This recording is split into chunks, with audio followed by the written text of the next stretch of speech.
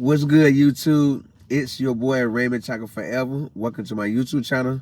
Today I'm about another video. Before I get into that video, I want to remind everyone that I need a link to a different playlist in the description box. Take the time to click on those links, run the views up, run the thumbs up, run the comments up, and if you feel the need to share the playlist, feel free to share the playlist.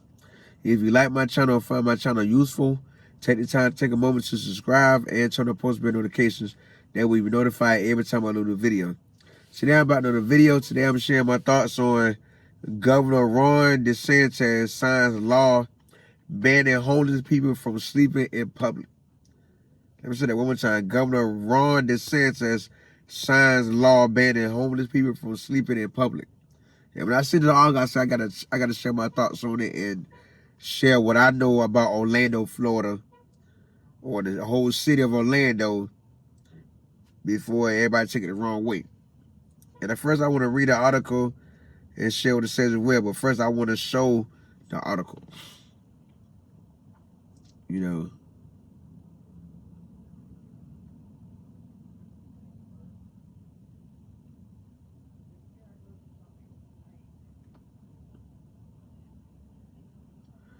And the article says, Florida Governor Ron DeSantis has signed a law banning overnight camping in public spaces by those experiencing homelessness. Starting this week, tented shelters or bedding in public areas are a no-go, with local governments tasked with enforcement. DeSantis claims that this is to keep Florida streets clean and safe. This is his plan to keep Florida streets clean and safe. The law also introduces temporary campsites offering mental health and substance abuse services, but only for up to a year, and with a strict no drugs or alcohol policy. While some see this as a step toward connecting homeless individuals with necessary services, others see it as temporary fix to a deep-rooted issue. Critics, including Rep. Anna V. S. Kameny, call for more exclusive long-term solutions rather than temporary displacement. Meanwhile, concerns about the law's enforceability and potential for civil rights lawsuits. Now, I feel in a way this might be a good thing, and in a way this might be a bad thing because, you know, as we all know, I was homeless at one point in time in Orlando, Florida, and I will say, I'm going to say 95% of the homeless in Orlando or in Florida period is people that's capable of doing better but choose not to do better. I'm going to say it again. 95% of the homeless people in Orlando, Florida are people that's capable of doing better but choose not to do better. A lot of them get a disability or a Social Security check when they want to when they live in the streets, to use that money to get high, get drunk all month, pay for sats all month. You know, there's a lot of people in their early 19, 18, in their early 20s that are homeless in Orlando, Florida, because they were so comfortable with mama take care of them forever. The mama got the support say, it's time for you to be a man, you on your own. What they do? Go be homeless. Go to work to make enough money to get high. That's it. That's it. I'm talking from experience because when I lived in Orlando for a time frame, I lived around the same thing. They're homeless. All the homeless hangs together in the same area. You know, they know we're going to get every free meal. You know, all the area where the homeless be in Orlando is around a bunch of daily work for daily pay workplaces. And I guarantee you, all those branches is completely empty during the day, during the hours to get work, because the homeless don't mess up their name in so many different daily work, daily pay places where they won't work them. They won't work them. And yes, I do have inside information because I'm still close friends with a lot of people that work at these daily pay for daily work places in Orlando, Florida. And they would say the same thing, you know. But this article basically is saying they cannot set up tents or sleep in public places, meaning in front of businesses, in front of crosswalks, in front of abandoned buildings that have been shut down, You know, they have to be exclusive hidden. Because that's what it's coming down to since they're building up Orlando, Florida. So they want the homeless out of sight. Out of sight, out of mind.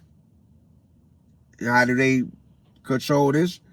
Same what they were doing over there. The police ride around, mess with the homeless, running their names, seeing how many times they've been in jail. They got warrants, how many times they've been arrested for camping and whatnot. And that would lead to problems right there for them, for the homeless.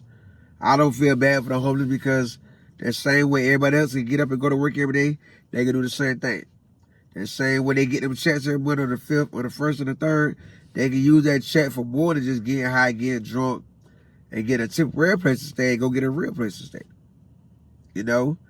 I want to see how this whole situation play out, what good it does and what bad it brings to the table. But I feel that it would do a lot of good because that means all the police that ride all over Orlando and all over Florida see a homeless, they're going to start messing with them and running their names, telling them they can't be there. I'm pretty sure they would give them a warning. But after so many warnings, the police will have no other choice but to take other actions. You know, so this could be a good thing, this could be a bad thing. You never know. And so with the programs in Orlando or throughout Florida to help the homeless, but then at the same time, you have a lot of bad apples that mess up those same programs that's there to help them. This is what I witnessed with my own 2 eyes while I lived in Orlando, Florida for years. This is what I witnessed with my own 2 eyes. I'm talking from a self-experience. I can name a lot of people that took advantage of these programs and didn't do anything useful, you know.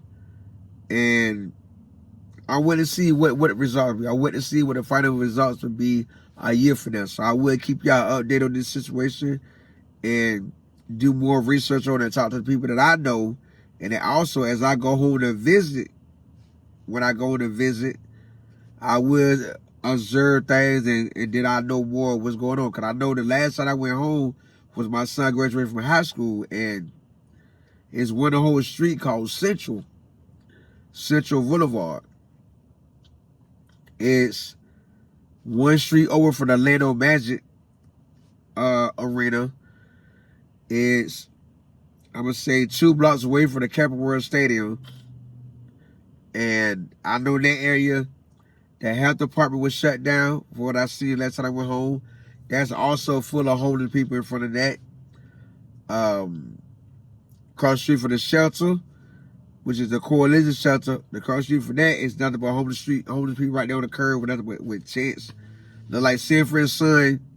You know how the junkyard look on Sanford and Son? That's how I look out there. You know, up and down that street, they build it up on one side of the road and the homeless on the other side of the road. In front of the juvenile detention center, where they take the juveniles to jail at. All in front of that is nothing but homeless people. You know what I mean? It has gotten pretty bad since I left. Cause I ride through the air just to keep just to remember where I came from and just observe. And some people I called on the phone that still live in Orlando fill me in as well. That's how I know so much about this situation. You know, and they all can get up and do better, but they rather stay to record and bag you for money or go in areas where they know that people hand out free money and free food to the homeless and sit and wait on that all day. You know, it's sad, but, you know, I truly feel something needs to be done about it. Something needs to be done about it. It's completely out of control. And a lot of people do move to Orlando, Florida, homeless already. Yes, the homeless do know how to get enough money together to travel state to state, to hang out, to link up with other homeless people. So that means all the stuff that people do state to state homeless, they bring it to Florida, do the same nonsense. Just like what Atlanta said, Atlanta been gotten bad because so many people moved there and brought so much negativity there. Same thing with Orlando, Florida, and Florida. They don't hear how sweet it is for the homeless in Florida. Now they move to Florida.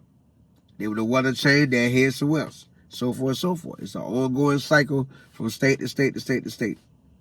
And I want to share my thoughts on that. I want to see the ending results and see would this be a good thing or a bad thing. My shout out video the last Sunday in April. Tell me in the comments how you feel with this situation. Do you feel it be a good thing or do you feel it be a bad thing? Let me know in the comments. I give you a shout out video the last Sunday in April. If you like my thoughts on this situation, take a moment to subscribe and turn on the post bell notifications. That way YouTube will notify you every time I upload a video. I do leave a link to a different playlist in every description box.